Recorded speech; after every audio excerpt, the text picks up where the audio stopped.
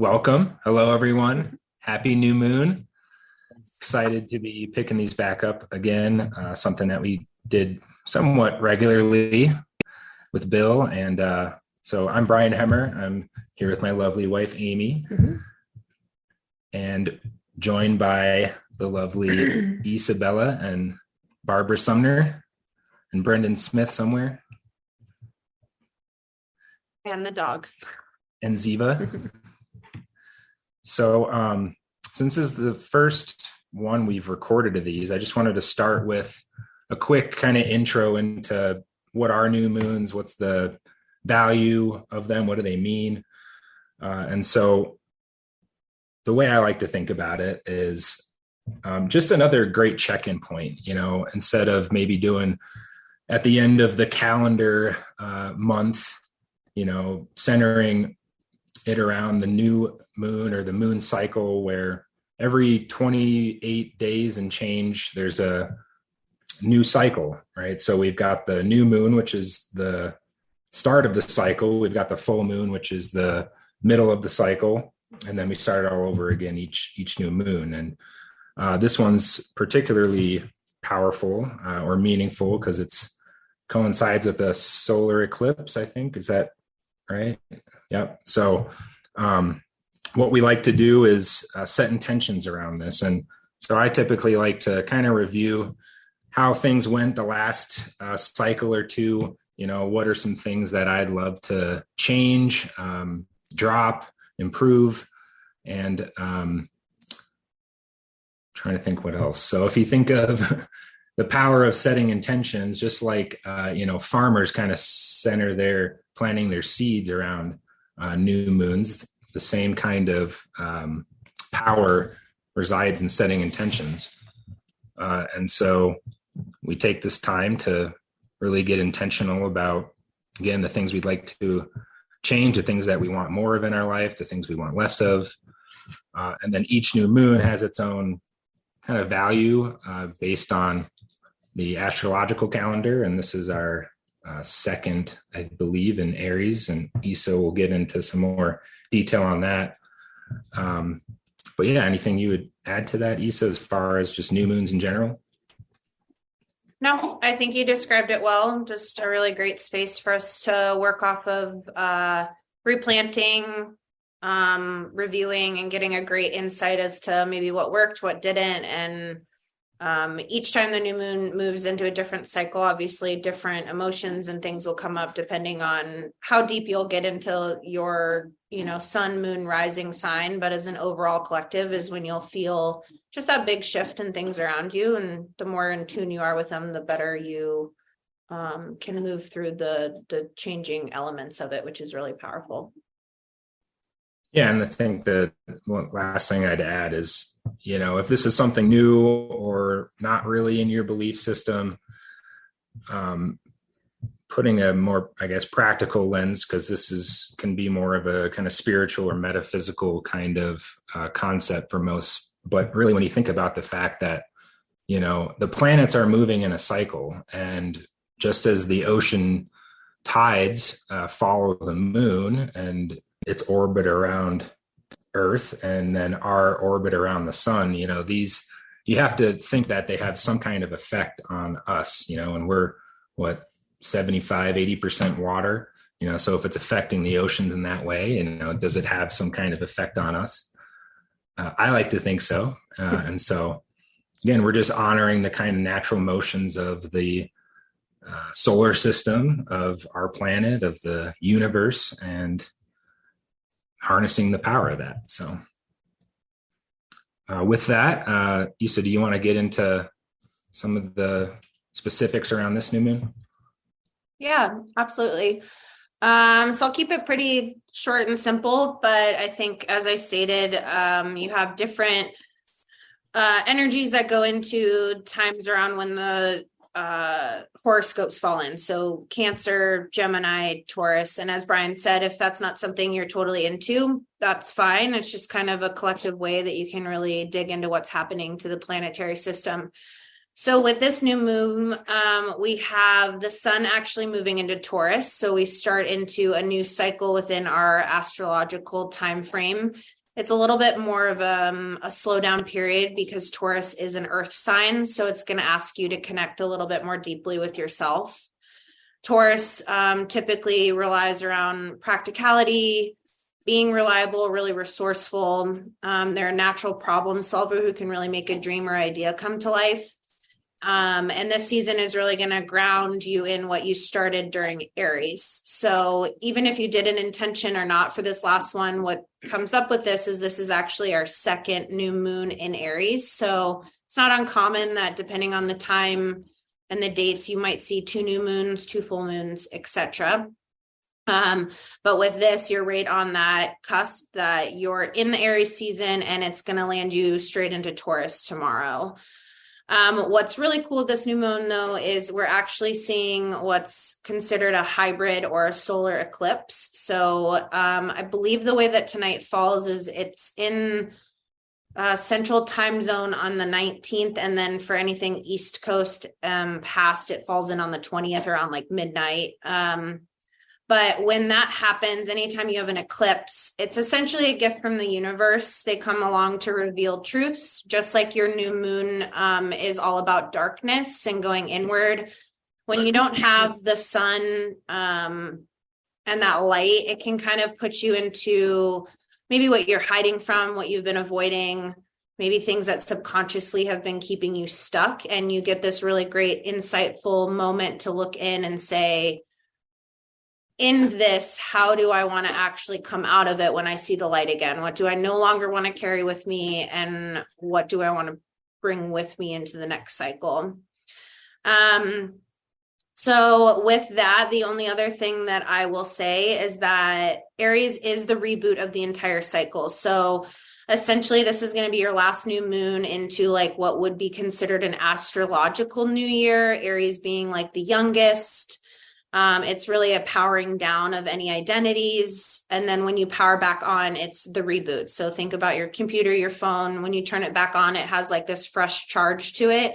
And that's really what we're getting right now with this new moon in this cycle. And you really can just start to think a little bit more of like, what do I need going forward that is going to continue to show up for myself the next year, the next cycle, what really actually matters. And that's what I have. Brian, do you have anything else to add on to that? Let's see. Yeah, that's all things that I researched, I guess. As far as this one, the only thing I would add is like what I was reading is there can be kind of this energy of almost chaos or turmoil, especially with uncovering things that you weren't very conscious of before, with things, to Isa's point, being, light being shed upon them. It can be sometimes shocking. It can be things that kind of turn your world upside down. So something to just be aware of. It may not be the case for everyone, but in this time of, I think, if I remember correctly from the last new moon, this is kind of like a second chance to that for as far as intention setting, because we're still in that window of very powerful with intention setting for the next, what was it? Like 20 years or something like that. So not meant to be daunting, but, really be intentional and conscious about what you're putting forward, what you're putting in motion, the things that you do want to drop, and just being aware that things can be shaken up, and find the help and the resources that you need to manage that and go through that. And then the last thing I'll add to that, as Brian said, this is all research that we're gathering. So some good resources. There's obviously a lot online. And what I would tell you is go to what really is drawn to you. So if you're not necessarily like super into the crazy, this is your sign, and you want just a general, you can pull, you can look at what the new moon represents. And then if you want a little bit more, there's lots of resources. There's Chani, CHANI app. There's CoStar.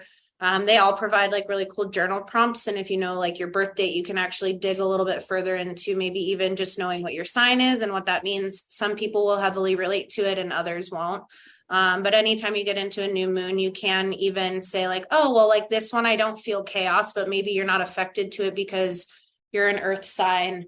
You are already grounded. This isn't going to like shake your foundation versus we're coming out of a power sign into another power sign. Maybe it's going to cause you more issues because you'll have more emotions coming up, or you might have, again, that chaos that Brian described. So always digging a little bit further into yourself. And it may not just be like, oh, hi, I'm a Capricorn. It could be, okay, I have noticed this week things have felt off. I'm emotional. Like, what is going on? Why would that be coming up? And then you get the opportunity to just reground yourself. You get like a recycle. Doesn't have to be January 1st. It's once, or in this case, twice a month, to just redo and give a really great idea about what you want your intentions to be.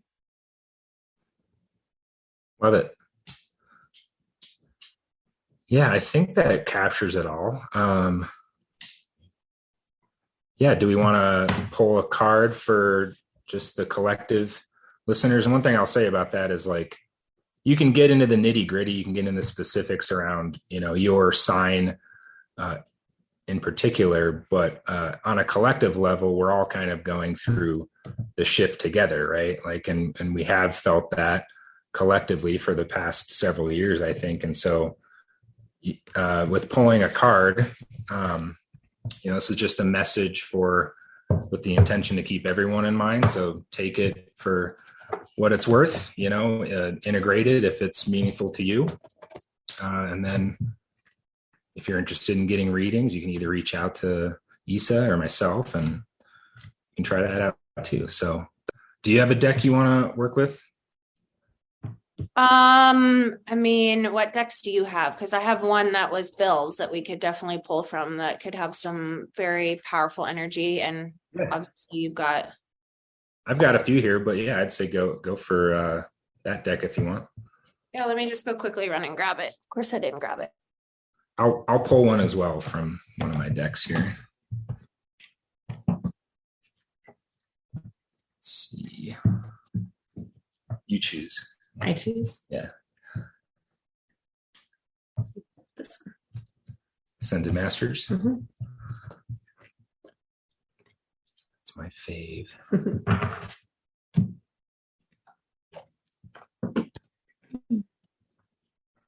To get back.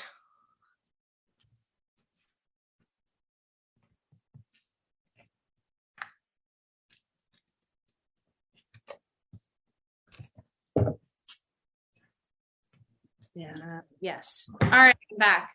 Did you already pull yours? I have not, but Amy selected the Ascended Masters deck. Love that one. Classic. Very great. My fave. Messages from your angels. My favorite. Perfect. Love it. So, and Ascended Masters, these are familiar names that you've probably heard, like Jesus, Buddha, people who have ascended into another realm of existence, who had a lot of influence and power here in human form and still do. So we'll pull in a message for our collective listeners. Guidance and messages for one popped out. We've got Saint Germain, work your magic.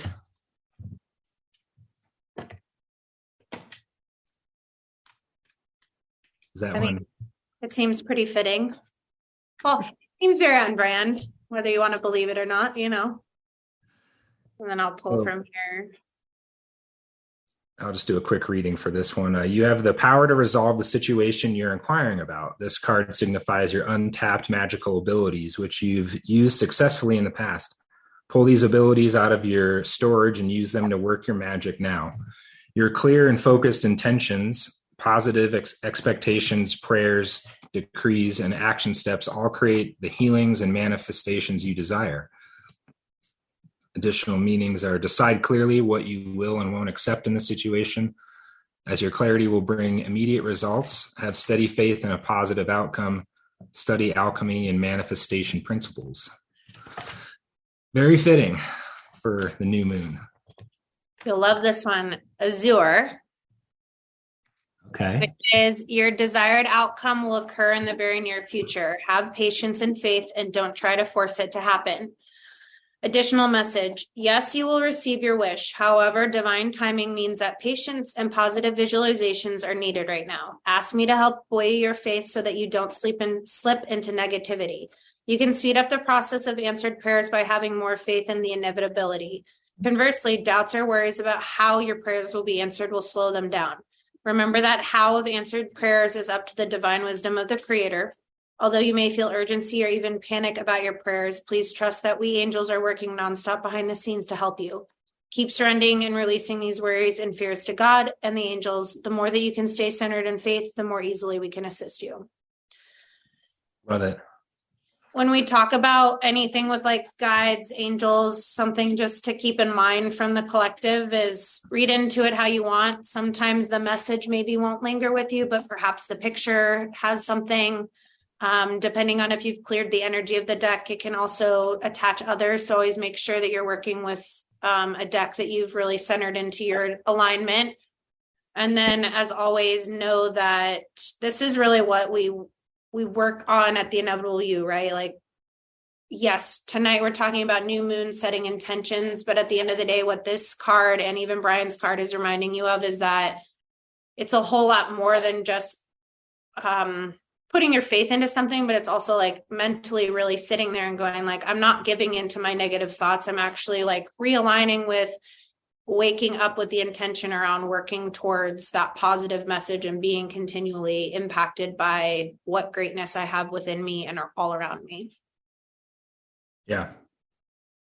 Awesome. And one thing that came up to me with just those cards is like this theme around having faith in leaving what leaving the old patterns, things that you're really used to, those things, like we have comfort in those. We know the known, right? We have certainty in that. And it does take faith to really venture into the unknown. And so, working your magic, being very intentional, great things can happen in the unknown when you set the right intentions and manifestations and be conscious of,